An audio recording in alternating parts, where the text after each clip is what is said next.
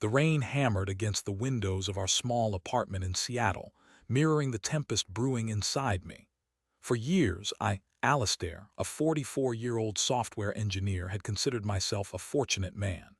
I had a stable job, a cozy home, and a wife, Bronte, whom I loved with every fiber of my being. We had been together for 15 years, married for 10, and I genuinely believed we were each other's soulmates.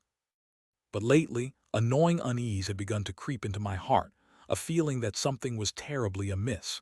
It started subtly. Bronte, a vibrant and outgoing graphic designer, had always been meticulous about her appearance, but in recent months her efforts had intensified. New clothes, expensive perfumes, and an almost obsessive attention to her phone became the norm. She would spend hours texting, her face illuminated by the screen, a secretive smile playing on her lips.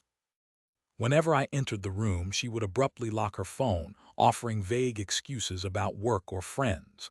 Initially, I dismissed it as my own insecurities, a silly fear that I was somehow losing her.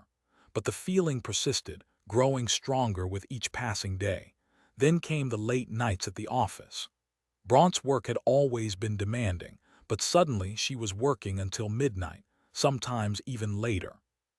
When I questioned her, she would sigh, her eyes filled with exhaustion, and tell me about impossible deadlines and demanding clients. I wanted to believe her, I truly did, but the explanations felt hollow, rehearsed. There were other signs too. The hushed phone calls she took in the hallway, the way she flinched when I touched her, the almost imperceptible distance that had grown between us. One evening, while Bronte was supposedly at a mandatory work dinner, I decided to surprise her with flowers. I knew the restaurant where the dinner was being held, a trendy Italian place downtown. As I approached the entrance, I scanned the tables, searching for her familiar face. And then I saw her. Bronte was sitting across from a man I had never seen before, his hand resting intimately on hers. They were laughing, their eyes locked in a gaze that excluded the rest of the world. The man leaned in and kissed her, a slow, lingering kiss that shattered my world into a million pieces. I stood there frozen, unable to move or breathe. The flowers slipped from my grasp, scattering across the sidewalk. A wave of nausea washed over me, followed by an overwhelming sense of betrayal. How could she do this to me, to us? I had loved her unconditionally, given her my heart and soul, and she had repaid me with deceit and infidelity. I turned and fled, my heart pounding in my chest. I ran blindly through the streets, the rain soaking me to the bone.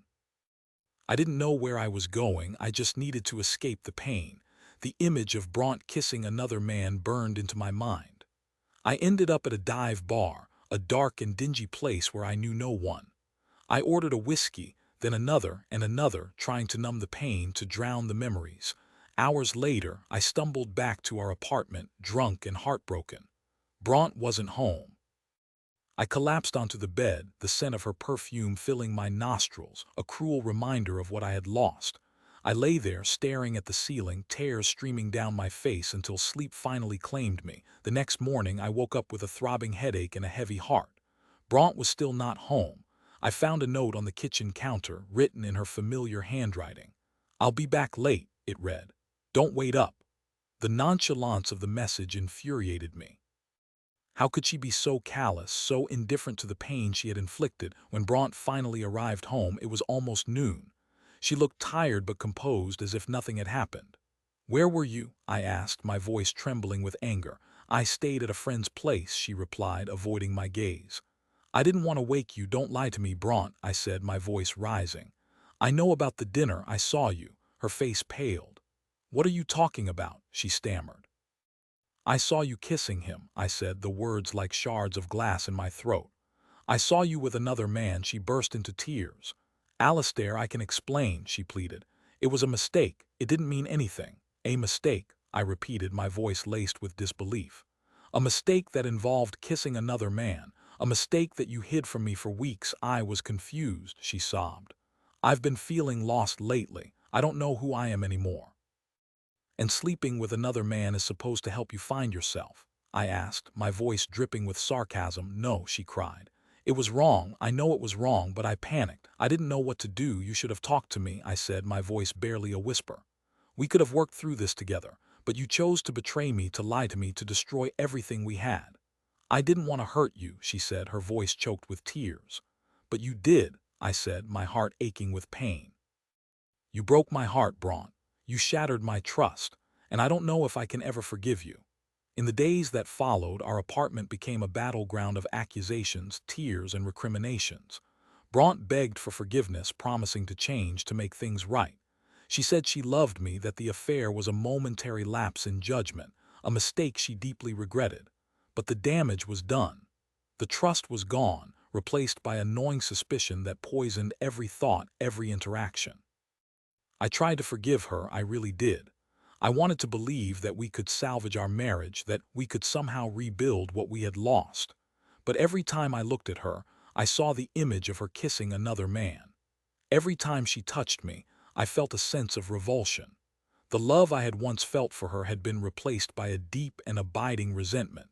One evening, I decided to confront the man Bronte had been seeing. His name was Corbin, a successful architect who worked in the same building as Bronte.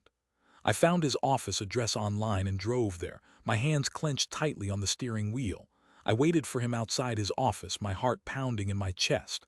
When he finally emerged, I walked up to him, my eyes blazing with anger.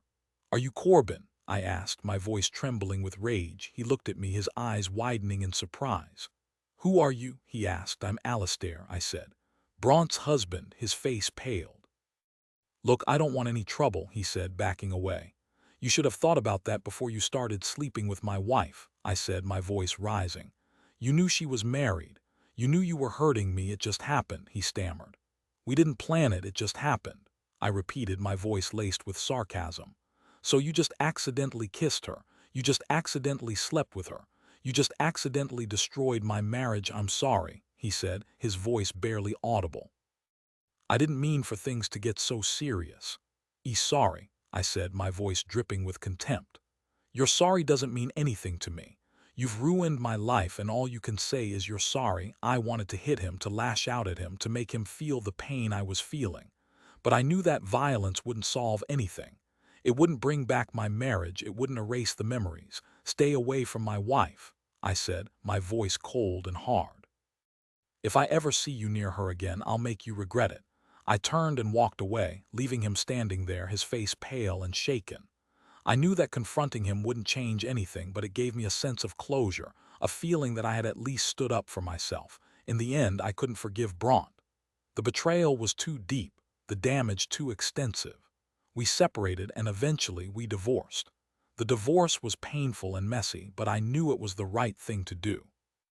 I couldn't spend the rest of my life with someone I didn't trust, someone who had so easily betrayed me. After the divorce, I moved to a small town in Oregon, seeking solace in the quiet solitude of nature. I found a job as a freelance software engineer, working from home, surrounded by the beauty of the mountains and forests. It took me a long time to heal, to rebuild my life, to learn to trust again. But eventually I did. I realized that Bronte's betrayal was not a reflection of my worth, but a reflection of her own insecurities and flaws. Years later, I received an email from Bronte. She was living in another city, working as a waitress and struggling to make ends meet. She said she was sorry for what she had done, that she regretted her actions every day. She asked for my forgiveness, not for her sake, but for her own. I thought about her email for a long time. I knew that forgiving her wouldn't change the past, but it might help me to move on, to release the last vestiges of anger and resentment. So I wrote her back, telling her that I forgave her. I didn't say that I forgot what she had done, but that I had come to terms with it. I wished her well, and then I closed the chapter on our life together. I eventually met someone new, a kind and compassionate woman named Isolde, who loved me for who I was, flaws and all.